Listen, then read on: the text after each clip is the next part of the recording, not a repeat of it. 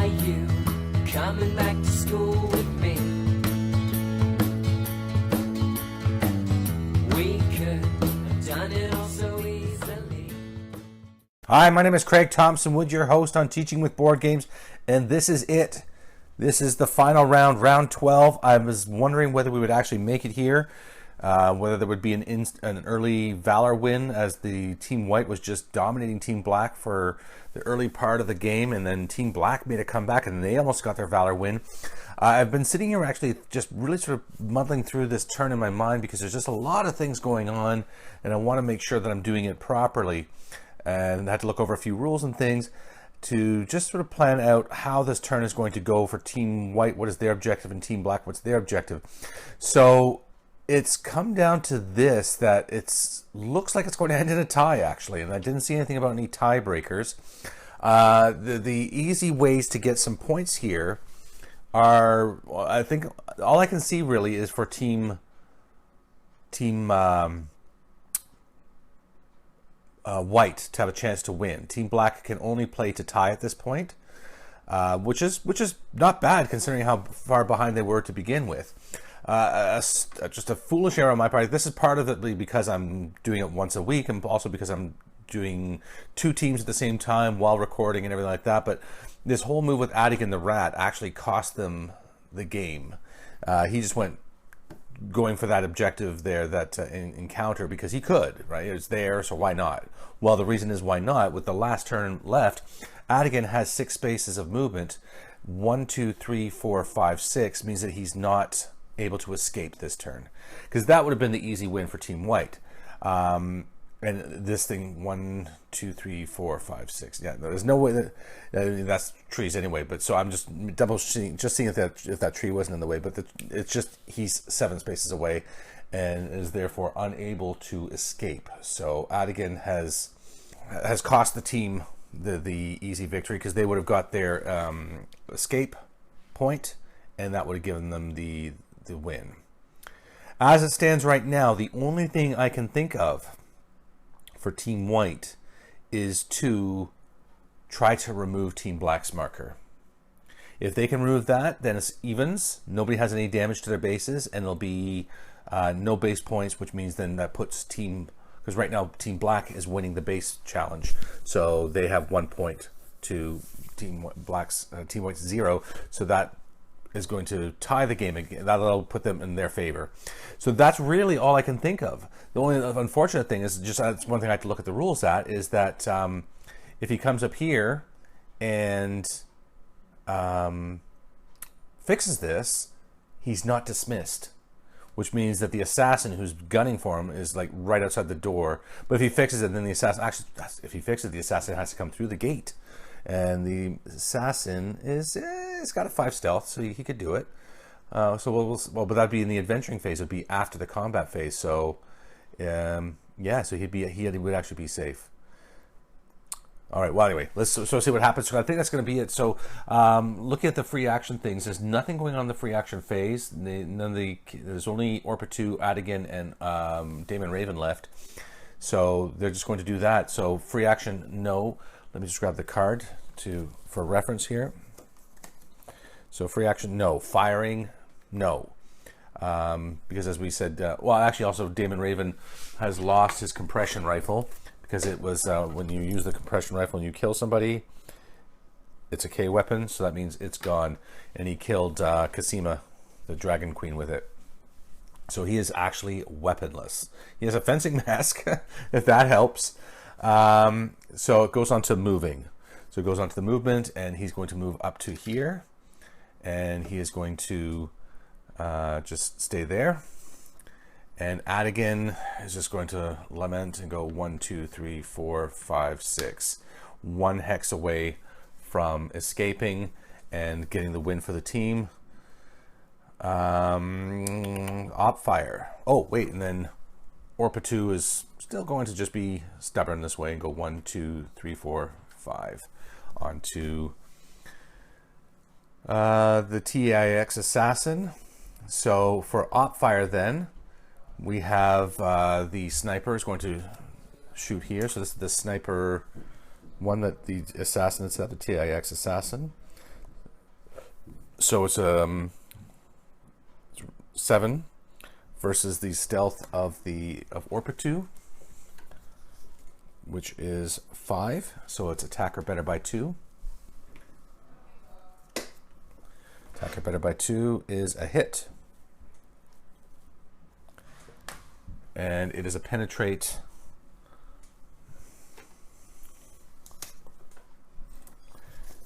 A penetrate of 6 versus Orpitu's armor of 5.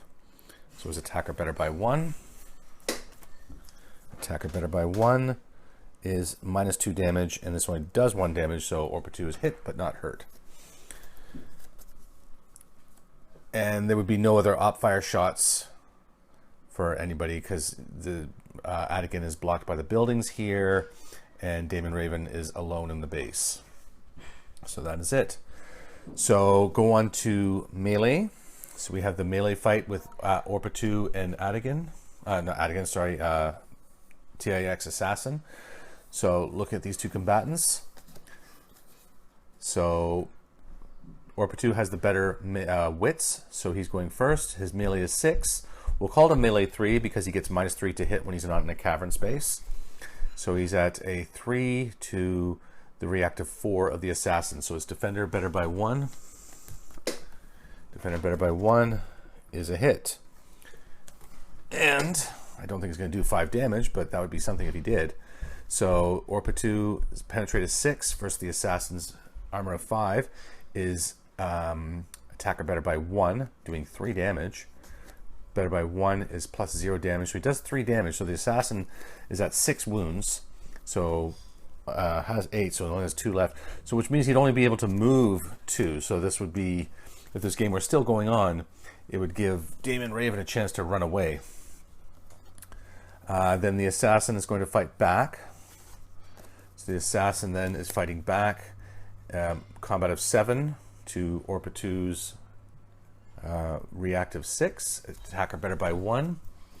Attacker better by 1 is a hit. And Orpitu's not been wounded. So the assassin has 6 with penetrated 3 to Orpitu's armor of 5.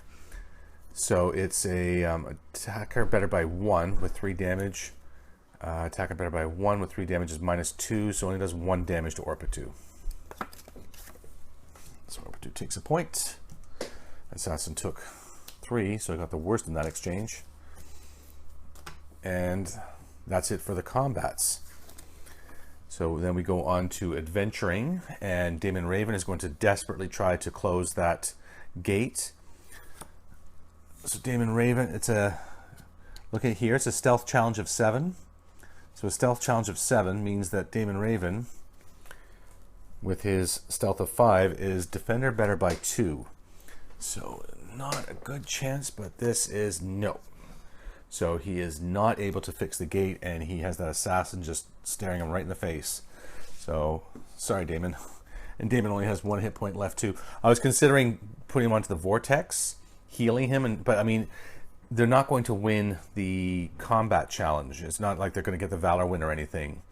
So that's not important anymore. Keeping him alive isn't the important thing. The important thing was trying to get rid of that base marker there. So that's it. So then there's no more adventuring. So then we go into reinforcing, which there is none. So take a break, on to Team White. So one thing I almost forgot here before we go on to Team Black's turn is when Damon Raven failed to repair that site, if he didn't remove the marker, so any fail or fop, you are dismissed. So he's actually going to be dismissed, which is, I guess in his view, is probably a good thing, because it means he's not going to be totally smashed by that assassin, the TIX assassin who's gunning for him, like literally gunning for him. So Damon Raven is dismissed, and he will go to a yellow dome, which means that he's there, like there's nothing can touch him now. So he's just going to, come back far away over here. So that's it for him. So he is safe there. So now it's going to be Team Black. So looking at Team Black's thing then, let's take a look again at the card. So free action phase, the TIX Assassin does heal a wound. So the TIX Assassin now has 5 wounds, so has a movement of 3, which is important because it's only going to go 1, 2, 3. You know, needed the 5 movements. So Orpitu slowing down the Assassin was important because otherwise the Assassin probably could have quite easily got in there and got Frost Dancer out. 1, 2, 3, 4, 5. Yeah, still they're not going to get, there's no way they're going to get rid of one. They would need to still get rid of one more character. So not going to happen.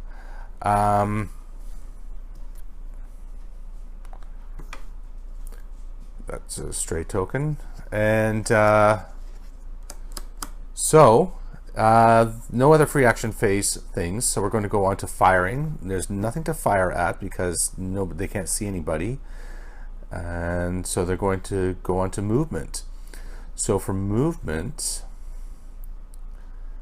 even now, so with three health left, man, that Orpitu really did a number here, because I was thinking maybe 1, 2, 3. Yes, TX Assassin could try and go for another thing.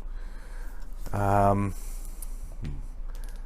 there's they still have too many. You know, so even if the Assassin and Rizzik the Red went after some of these things, Jenny's too far away and Brad's too far away. They won't be able to reach any more of the encounters to try for that point. So yeah, the only thing that can really be done, I mean, I guess Rizzik could come into there. Brad's just going to 1, 2, 3. He's going to run down. Well, you know, if it was going to go any further, Brad would go. Wants to stay away from Damon Raven. So 1, 2, 3, and Jenny would go 1, 2, 3, 4, 5, 6. Start coming around there, and yeah. Then who else? I guess that's it. So we have Rizzik's moved, Brad's moved, and then the TIX Assassin. Where would the TIX Assassin go? Well, like I said, only 3 movement, so 1, 2, 3 would just start coming into here. And is there any point? I know that it has no honor, it has a 0 honor, so it's not going to beat the vortex here. So just start making that move to come in. Would try to free up Frost Dancer the next turn if there was a next turn, but there isn't a next turn. So that's it. So that is kind of it. Anticlimactic finish, but there's nothing happening. There's no firing. The movement was there. There's op fire. Oh, well, because came into the base, isn't going to be able to op fire into that hex. Melee, no. So adventuring, I guess Rizzik can try and break this one. So this HQ is a intelligence of 5 challenge. Rizzik is a 9 intelligence. Wizards, go figure. And so attacker better by 4. He failed again a second time. Wow, Rizzik can't get that. It's a second attempt and a second failure at that, and he goes to a green dome. You go to a green dome, just think about what you did, you foolish wizard. He would maybe come down here and just start hunting down Adigan. Well, you know what? Hey, Damon, I'm going to shoot you in the face. That's what he'd do. That would be it then. So, yeah, because the TIX Assassin can't choose to fight Orpitu, and there's nothing else going on. So that is the end of the game. So I want to say quickly too, thank you very much for watching. If you enjoyed this, then please let me know in the comment section below. It's really encouraging for me to see that people want to see more of this kind of content or other games. If there's other games you'd like to see me do on the channel, I enjoy doing them from time to time. Just like to hear from the viewers. What would you like to see? Did you enjoy the Rush format, or did you like to maybe go back to the Labyrinth format next time? And yeah, just remember to hit like and subscribe. It does help the channel, and I do appreciate it. Until next time, I'm Craig Thompson Wood, your host on Teaching with Board Games, saying thanks for coming to the classroom. So let me take you to the final points.